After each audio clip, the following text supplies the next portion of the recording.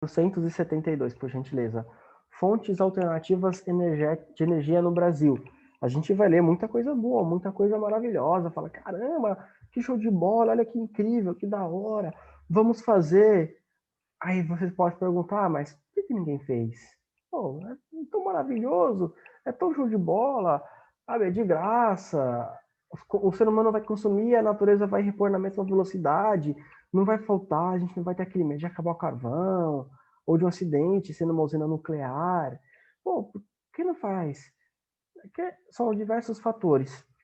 Primeiro, o fator financeiro, porque para você fazer algo assim numa região como a Baixada Santista, ou no estado, seja qualquer um dos 26, ou o Distrito Federal, ou no país inteiro, imagina o quanto que você vai gastar, são valores em milhões, quiçá pode bater bi, depende de qual região você vai atender, se for um país inteiro, na questão de onde você vai colocar o local que vai distribuir energia. Você vai ter que comprar um terreno, vai ter que construir lá. Esse local vai ser o que vai distribuir a energia. E como que essa energia vai ser distribuída? Vai ser fios subterrâneos? Vão ser postes? Você vai precisar comprar material? Vai ter que pagar mão de obra? Isso vai gerar um custo. Imagine que uma pessoa, um bilionário, vai investir para oferecer energia eólica ou qualquer uma outra aqui. Vamos supor, vai pegar energia solar ou eólica dos ventos. O que ele vai ter que fazer? Um local que vai captar essa energia dos ventos ou do sol. Vamos colocar solar, que sempre tem bastante aqui. E aí, só na Baixada Santista, de Santos até Peruíbe, ele vai ter que fazer essa energia chegar em todas as casas. Então aí é imensa, a gente sabe o quanto ela é grande. Algumas áreas estão quilômetros de distância da praia. Mongaguá, Praia Grande, Peruíbe. Imagine quanto que ele vai gastar com poste, com fios, ou mesmo que não gaste com poste, aproveite os que tem, mas com fios, com mão de obra, para fazer essa energia chegar em todas as casas, porque ele vai captar a energia do sol e vai distribuir. Quanto que esse cara não vai gastar? É um valor milionário. E em quanto tempo que ele vai recuperar esse dinheiro? Porque se ele cobra uma energia mais cara do que a gente tem, que vem da Itaipu ou termoelétrica, ele vai demorar para recuperar esse dinheiro. Porque as pessoas não vão consumir esse tipo de energia, as pessoas vão preferir a atual. Ninguém vai mudar para a energia do sol se é mais cara. Por mais que as pessoas falem, nossa, que bacana, energia renovável, ó, respeita a natureza, mas você vai mudar a energia da sua casa para pagar mais caro? Não, ninguém vai. Não vai pensar no próprio bolso. E aí, ele não vai recuperar esse dinheiro de maneira rápida, porque ele não pode cobrar uma energia mais cara do que a atual. Se ele cobra no mesmo valor ou mais baixo, ele levará anos, décadas para recuperar esse dinheiro. Talvez ele nem esteja vivo para recuperar todo esse dinheiro que foi investido. Por isso que é difícil o investimento privado em fontes alternativas de energia. O que se consegue é uma ou outra pessoa, uma ou outra pessoa que tem coragem de investir na própria casa, ou no estabelecimento comercial, um ou outro empresário, ali no terminal Tatico tem, acho que é um hotel com painéis solares, mas aí são casos isolados de pessoas que arriscam dinheiro, sabe que vai recuperar esse dinheiro a longo prazo, tem essa coragem. Agora, para você fazer uma distribuição numa região, estado, país, ninguém faz de maneira privada, particular, porque é caro. E se você cobrar um valor alto para poder recuperar rápido o dinheiro, você não vai ter ninguém que queira a sua energia. E se você cobre menos, cobra barato, você vai demorar para recuperar esse dinheiro. Então, é um investimento não tão interessante, porque as pessoas vão pensar no próprio bolso, não vão pensar na natureza, não vão pensar no benefício que isso possa trazer. Ah, mas e o governo? Por que, que o governo federal, estadual, enfim, municipal, daqui de onde a gente mora, outros cantos do mundo, não faz isso? Porque primeiro que não tem essa coisa de dinheiro do governo, dinheiro público. O que tem é dinheiro dos pagadores de impostos. As pessoas pagam impostos para o governo dar saúde, segurança, educação, investir na área militar, previdência, funcionário público e etc. E daí vai ter que fazer o quê? Ou diminuir os próprios gastos do Estado, que é difícil, você vai ter que mexer com quem está recebendo salário, diminuir benefício, cortar esse ou aquele cargo, vai haver reclamações, protestos, ou você tem que cobrar mais imposto na população para você ter mais dinheiro. Porque o que o governo ganha, ele já arrecada, não tem uma sobra, não tem.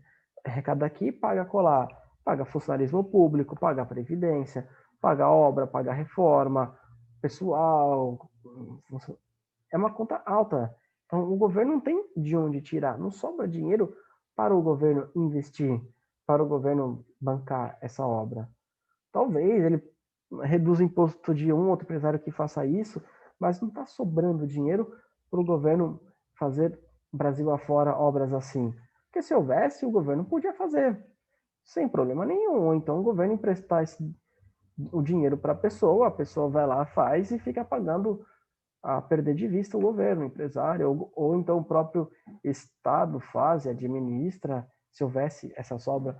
Por isso que não há a questão da energia renovável no Brasil, porque não é barato, o investimento demora, o particular não tem interesse, e o Estado, que até teria interesse por um bem-estar social de todos, não tem de onde tirar esse dinheiro.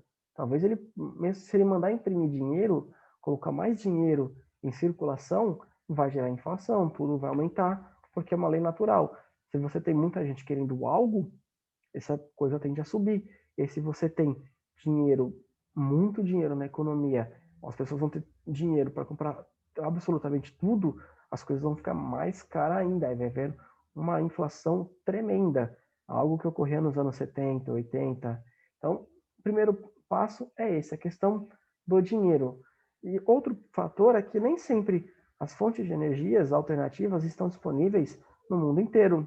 A energia geotérmica, que vem do centro da Terra, que é possível captar energia pelo solo, só tem na Europa, mais próxima dele do leste europeu, nos países que pertenciam à União Soviética. Não tem no Brasil. Ou seja, a geotérmica a gente não pode captar. A eólica dos ventos também não tem todo quanto é canto. A gente vai dar uma lida aqui, que é em um ou outro canto específico. Não é qualquer lugar que você pode só colocar ali e captar energia. E você depende de uma regularidade dos ventos.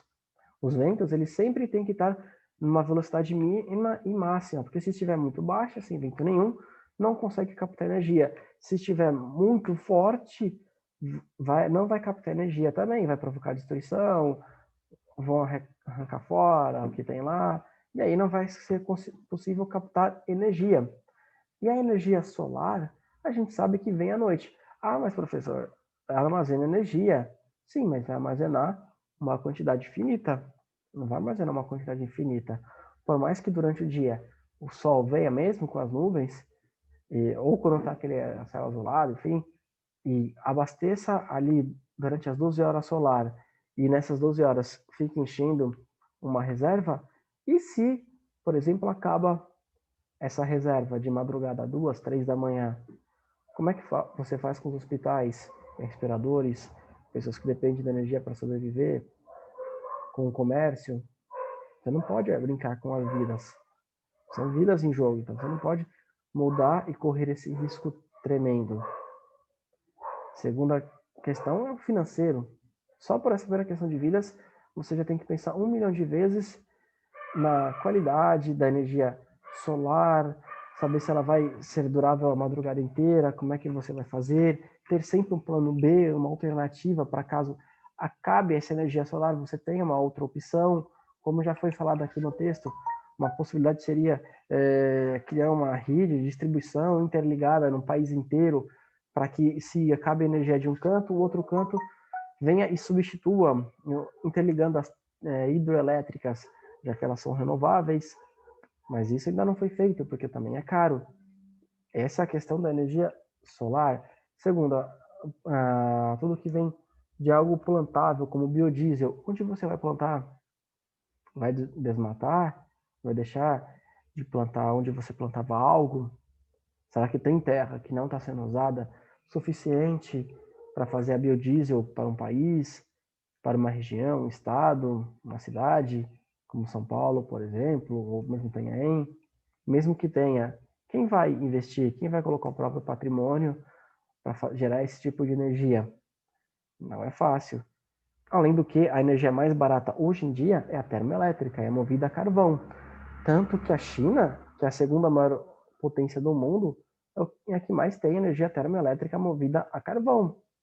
Prejudica o ar local? Prejudica o ar local, é quase insuportável, você não consegue respirar. Mas a China não está se importando.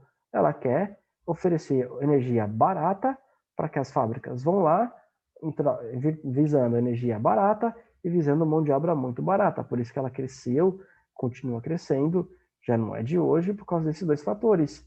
Primeiro que ela permite que as fábricas vão lá, investam, pegam o seu dinheiro, não intervém na economia. Segundo e terceiro, é mão de obra extremamente barata e energia muito barata. Se existe o aquecimento global, a China não está ligando. Se não existe, a China sabe, também pouco se importa.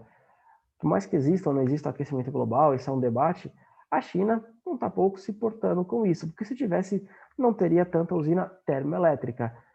A Índia está seguindo no mesmo caminho. As duas estão inaugurando mais ou menos 300 usinas termoelétricas, visando oferecer energia mais barata para a população, para que a população tenha o melhor poder de compra, gaste menos com a luz, para que as fábricas, as empresas possam ir nesses locais. E o ar local e a contribuição para o aquecimento global, eles não estão se importando, porque se tivesse não faria isso. E também é um outro fator para que não tenha energia no Brasil. Você vai colocar esse tipo de energia, colocar esse tipo de energia e fazer com que as fábricas, as indústrias saiam do país, gerando desemprego e ou também impeça que outras venham para o país com a energia, e aí a fábrica pensar, não vou inaugurar minha General Motors, Coca-Cola, Nike, etc. aqui no Brasil. Vou lá na China, que é energia barata, de repente o Uruguai oferece carvão, ou Argentina, ou algum país da América Central, enfim. Aí a fábrica vai lá, mão de obra, ainda mais que no Brasil é difícil você contratar um funcionário, muita burocracia, muito imposto. Pergunta para quem tem alguma fábrica, algum comércio, loja, enfim, vai dizer o quanto é difícil contratar a pessoa. Contrata um e paga outro para o governo, basicamente é isso que gasta, é muito caro. E aí isso dificulta termos fontes de energia alternativa no Brasil. Alguém tem alguma dúvida por enquanto? Não? Beleza, vou dar continuidade aqui na minha aulinha, lendo o texto para vocês aqui da página 472. O Brasil vem se destacando na produção de fontes alternativas de energia como etanol. Entretanto, característica geográfica do país possibilita a utilização de outras matrizes mais limpas do que a derivada de petróleo e etanol. Atualmente, os custos são grandes, o grande entrave ao desenvolvimento de tecnologias verdes na produção de energia. Cara, porque apesar de eu pensar, eu vou investir nisso, gastar mil ou bilhões, se for fazer um país inteiro, para recuperar esse dinheiro décadas depois, quando eu estiver morto, pode demorar? Não.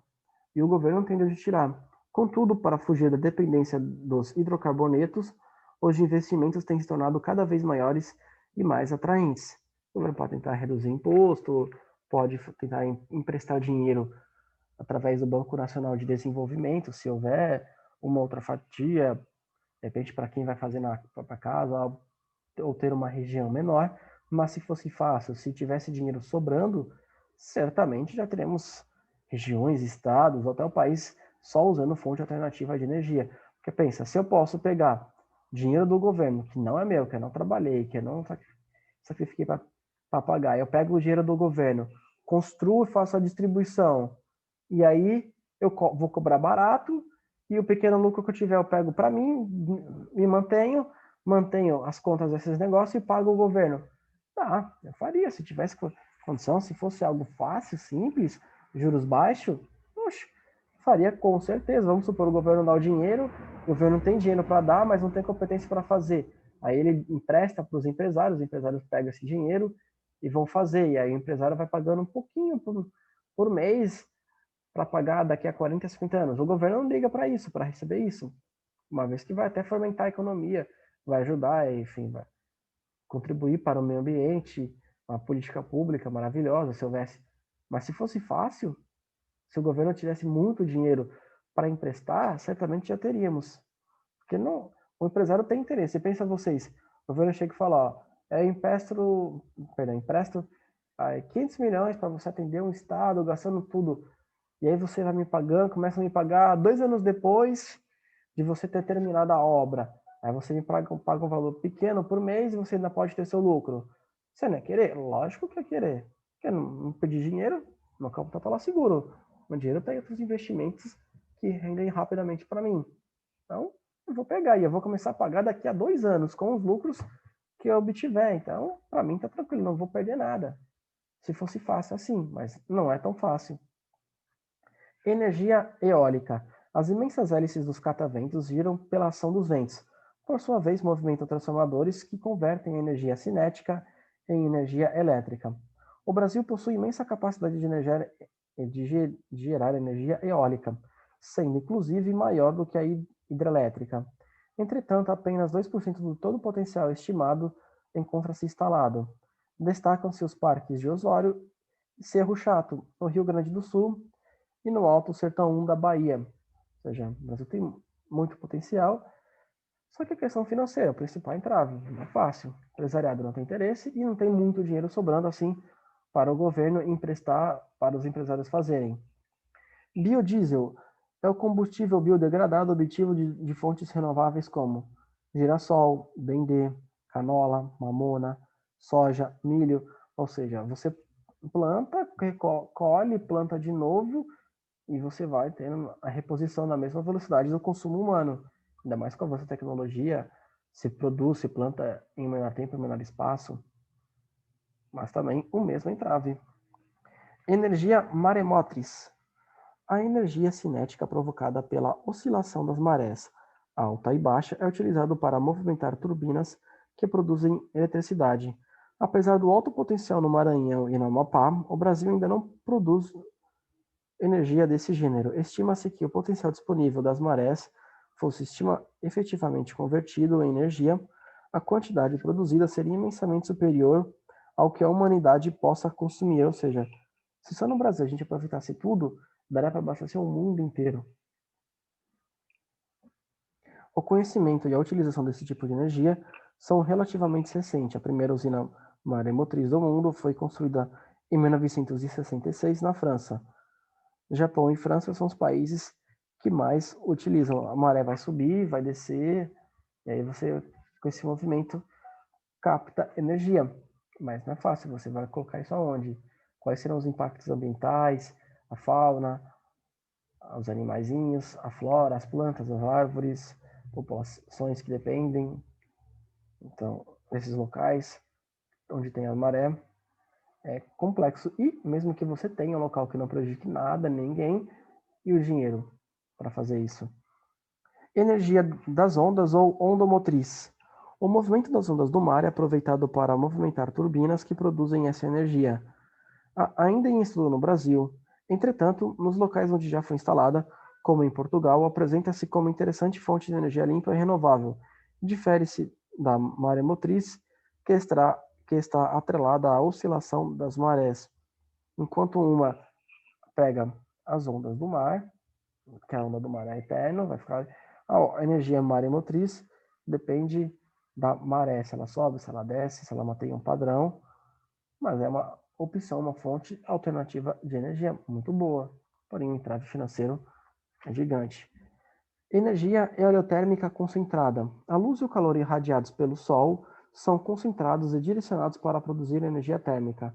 Alguns povos indígenas, como o Chavante, no Mato Grosso do Sul, já utilizam essa tecnologia por meio de um sistema de espelho que aquecem uma caldeira. Os espelhos vêm da energia do Sol, esses espelhos pegam essa energia e transformam. Mas aí, por enquanto, só uma tribo indígena para transformar também tem mesmo um entrave financeiro, senão teríamos no país inteiro. Energia solar. Em virtude das condições geográficas do país, a energia solar seria uma excelente fonte limpa de energia. Entretanto, ainda é subutilizada. Existem alguns tipos de diferente energia captada pelo Sol, e são eles: fotovoltaica, placas com células solares que convertem a energia do Sol em energia elétrica, e aí você pode criar uma rede de distribuição com essas placas fotovoltaicas, e aquecimento solar, placas de captação placas de captação esquentam a água. De altíssima visibilidade doméstica, pode ser usado principalmente para aquecer a água utilizada em chuveiros e piscina.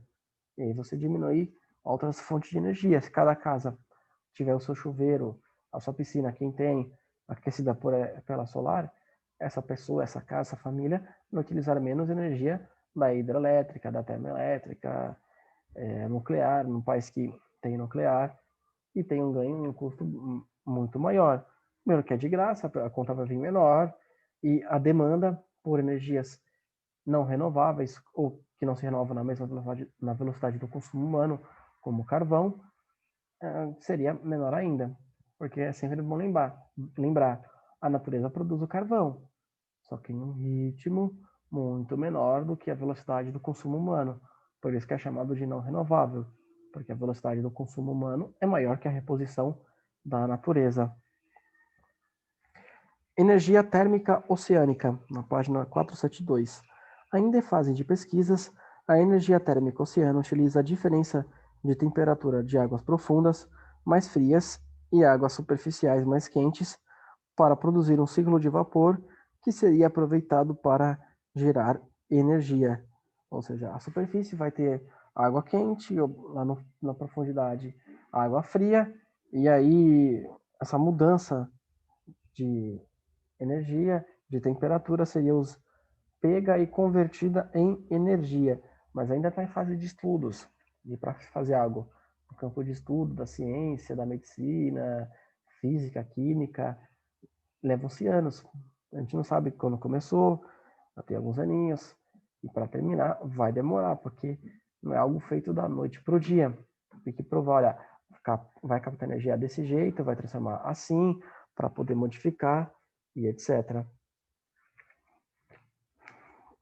E etanol, na página 473.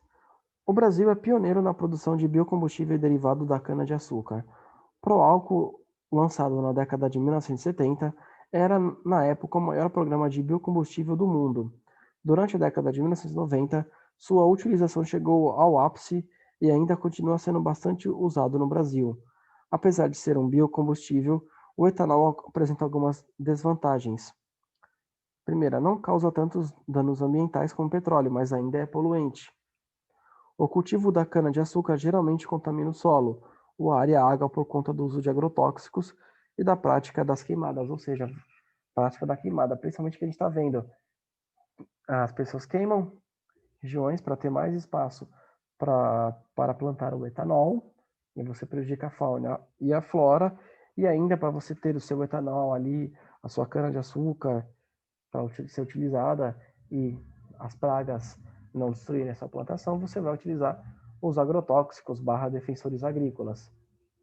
O cultivo da cana-de-açúcar, a quantidade de terras para o cultivo de alimentos diminuiu, acentuando o processo de concentração fundiária. Ou seja, os empresários que detêm muitas terras, em vez de plantar comida, estão plantando etanol para ser utilizada como fonte de energia. E aí, menos comida para abastecer o mercado interno e abastecer o externo, ainda mais em tempos de crise, onde as pessoas vão preferir exportar os alimentos para receber em dólar, para receber em euro, libra, receber dos chineses, que aí você convertendo por real, você vai ter um ganho muito maior que se você vender para o consumo interno, que vão pagar pouco, porque as pessoas não podem comprar, e o seu lucro vai ser menor ainda. Imagina uma quantidade de comida que o Brasil produz, aí você diminui e você ainda tem que mandar para o exterior para o consumo interno. Vai ter uma menor demanda sobre aquele produto, e tendo mais pessoas e menos demanda, o preço naturalmente sobe. É uma das coisas que contribuíram para o aumento do preço dos alimentos nos últimos dias, nas últimas semanas. A expansão da cana substitui biomas naturais, comprometendo a fauna e flora. É mais redundância. Ali, na primeira explicação, já seria suficiente. Na segunda, as queimadas. Você vai provocar queimada, e a queimada vai prejudicar a flora, árvores e plantas, e a fauna, os animais. Isso sem falar em populações ribeirinhas, indígenas, e etc., que depende daquela região. E mesmo que não tenha nenhum ser humano, se está ali, a própria natureza consegue sobreviver e o ser humano não tinha que intervir. E você queima ou desmata pega uma área protegida para poder plantar o seu etanol. Esse é o X da questão. Onde você vai plantar? Como eu comentei no começo. Será que a gente tem terra suficiente que não está sendo utilizada, que está parada, e aí a gente pode plantar o etanol, o girassol, dendê, etc? Não. Se houvesse, no próprio texto eu já não teria colocado esses problemas. Como não há, as pessoas queimam, destroem, devastam, cortam terras para poder produzir o etanol. Alguma dúvida por enquanto? Não? E aí tem duas perguntinhas aqui. Quais são as vantagens as fontes citadas nesse infográfico podem apresentar-se comparadas às fontes tradicionais? É bem simples. Basicamente, energia limpa, renovável, você ficar despreocupado quando o carvão disponível no mundo possa acabar, você ficar livre e despreocupado de que não vai ter um acidente nuclear como em Chernobyl ou no Japão em 2011, você ficar tranquilo, olha, aqui eu sempre vou ter energia. Tem países que a China e a Índia, por exemplo, vão fazer o quê quando acabar o carvão? Tem muito carvão, mas daqui a algumas décadas, séculos vai acabar. Talvez quem está no poder, no comando agora, não se preocupe, né? Problema da sua geração, não vai ter que pensar nisso. Mas e depois? E quando acabar? E aí a vantagem da energia limpa e renovável, que você pensa, não, tá ali, sempre vai estar, não tem que gastar mais nada, enquanto o mundo for o mundo, enquanto não houver uma guerra que destrua, enquanto não houver um apocalipse, eu vou ter sempre energia para as minhas pessoas, eu não vou ter que pensar em investir em pesquisa, em estudos, investir na construção de usina, porque já está feita. Essa seria a principal vantagem. Um problema a menos para o Brasil, que tem tantos problemas. Um problema que a China vai ter também. 2. O uso da maremotriz poderia produzir mais energia do que a demanda do consumo da humanidade. Reflita, então, por que, de fato, isso não acontece. É simples. Primeiro, conta dos estudos. É algo novo. Segundo, é que não é fácil você achar um local para produzir isso. Tem os impactos da fauna, da flora, tem o custo financeiro. Imagine você produzir energia para o mundo inteiro. Você vai levar essa energia como? Por subterrâneo, túneis subterrâneos, quanto que você não vai gastar para passar pelo mundo inteiro? Bi? Tri? Cada país ia dar um valor? Cada país tem condição? Por isso. É capaz de produzir energia para o mundo inteiro, mas por que não é feito? A questão financeira é o principal entrave. E se o país que obtém essa fonte de maremotriz decide romper relações diplomáticas? Ou entra um lunático no poder e aí fala, não, para você não fornece mais energia. Ou então o Brasil passa a se achar o superior porque fornece energia para o mundo inteiro, como a Rússia que fornece energia para a Europa. E aí a Rússia pode barganhar, pode negociar se ela quiser. O Brasil também poderia fazer isso. Enfim, é algo que a gente possa pensar e debater, questionar, refletir. Alguma dúvida por enquanto? Não? Eu vou pedir para que vocês façam as questões da página 474, por gentileza. São 5 perguntinhas, são 5 e depois mais 3. Beleza? A gente teria uma próxima live, mas não vamos ter não. Façam as questões da página 474, porque aí semana que vem, na próxima quarta, quando eu voltar a dar lá geografia, eu vou corrigir rapidamente e aí iniciar Brasil, potência agrícola. Beleza? Alguma dúvida por enquanto? Não? Não, 454, né? Isso, faça essas questões. Tá. Beleza? Qualquer dúvida? 474, Dudu. Isso, 474. Ah, tá. Uma folha depois do texto que a gente trabalhou essa aula. Qualquer coisa pode me mandar mensagem, estou e sempre estarei à disposição, beleza? Aproveite o tempo até meio-dia e meia para fazer essas questões. Dá tempo, vocês são muito inteligentes, uma sala ótima, conseguem fazer em 10 minutos brincando, beleza? Obrigado, tchau, tchau, até mais. Tchau.